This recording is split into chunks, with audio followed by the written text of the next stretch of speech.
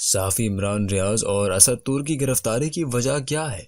مزید بڑی گرفتاریاں بھی ہونے والی ہیں، ان میں کئی صحافیوں کے نام بھی شامل ہیں۔ عمران ریاض اور اسد طور کی گرفتاری کا اصل پس منظر بھی آپ کو بتائیں گے۔ ان کے خلاف مقدمہ کیا ہے؟ حامد میر سمیت صحافی برادری میدان میں آ گئی ہے، شدید احتجاج ریکارڈ کرایا ہے۔ عمران ریاض اور اسد طور کی گرفتاری کے بعد حامد میر نے بھی خود کو گرفتاری کے لیے پیش کر دیا۔ آئیں مجھے گرفتار کریں۔ حامد میر نے ریڈ لائن کراس کر دی۔ ملک کی سیاست میں گرما گرمی بڑھنے والی ہے۔ آگے کیا ہونے جا رہا ہے؟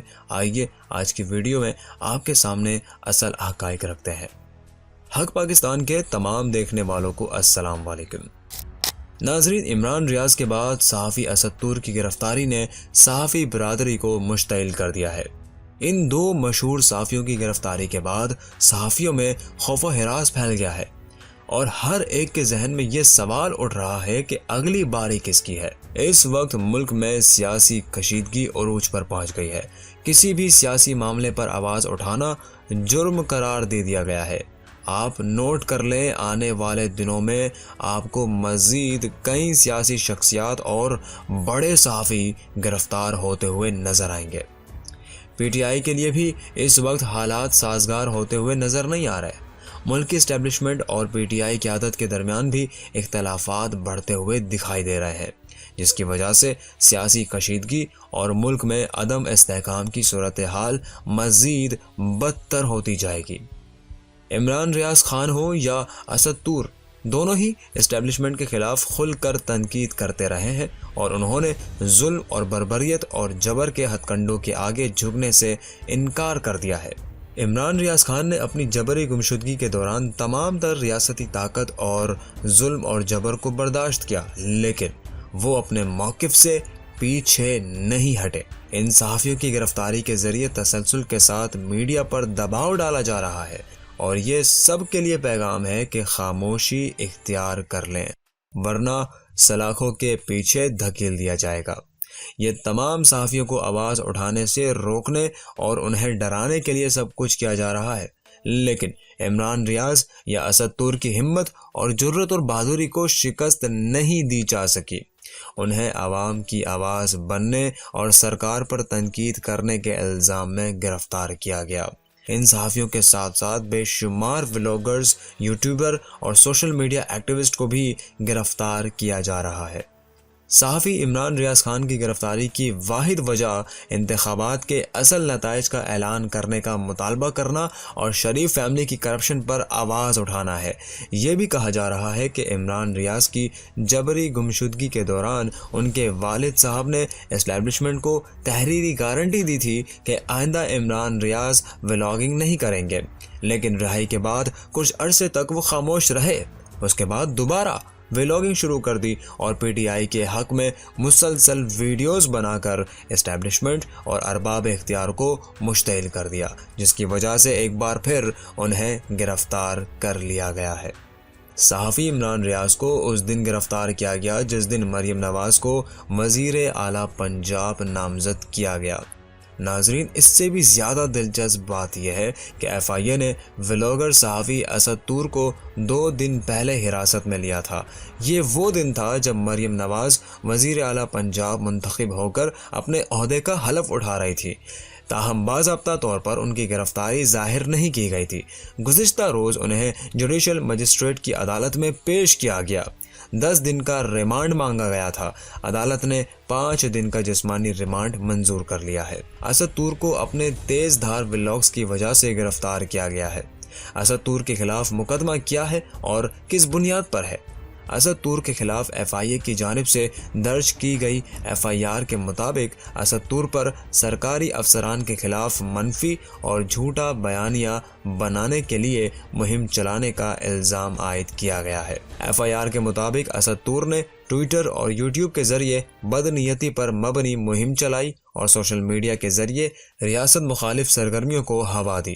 مقدمہ پی کا آرڈیننس 2016 کے تحت درج کیا گیا ہے۔ انسانی حقوق کی کارکن ایمان مزاری اور دیگر نوجوان ایکٹیوسٹ وکلا اسد طور کا کیس لڑ رہے ہیں۔ اسد طور پر عمران خان کے دور حکومت میں خاصا سخت وقت گزرا تھا، ان پر نامعلوم افراد نے حملہ کیا اور مارا پیٹا بھی تھا، لیکن وہ اسٹیبلشمنٹ کے خلاف کھل کر بولنے اور تنقید کرنے سے باز نہیں آئے۔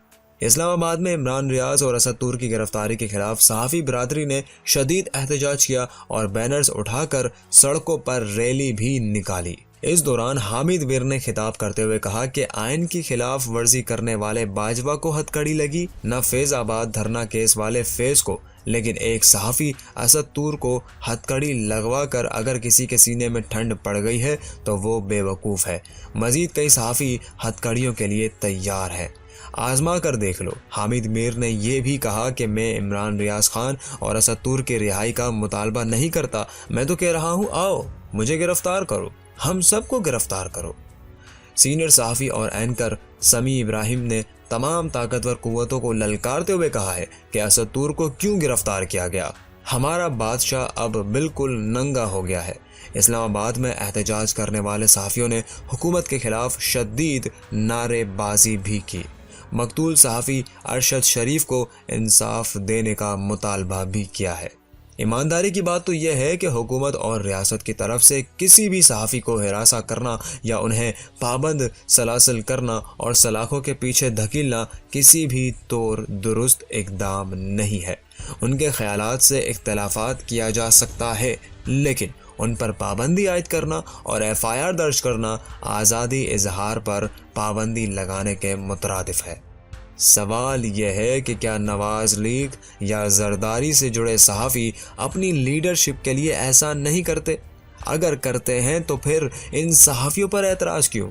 بلکہ ان مذکورہ بالا شخصیات کے بارے میں تو مشہور ہے کہ یہ کروڑوں روپے کے تحائف کے ساتھ ساتھ اپنے من پسند صحافیوں کو بڑے بڑے عہدوں سے بھی نوازتے ہیں، انہیں بیرون ملک دورے کرواتے ہیں جہاں لاکھوں کی شاپنگ سمیت تمام اخراجات یہ خود اٹھاتے ہیں۔ یہ بات سمجھنے سے بالا تر ہے کہ حکومت کیوں اپنے لیے مسائل پیدا کر رہی ہے، ملک کو کیوں مزید تباہی کی طرف لے جایا جا رہا ہے۔ دنیا ہمارا مذاق بنا رہی ہے، بھارت ہمارے ملک کے خراب حالات کو بھرپور نیگیٹو کوریج دے رہا ہے، لیکن ہم ہیں کہ ضدی بنے ہوئے ہیں۔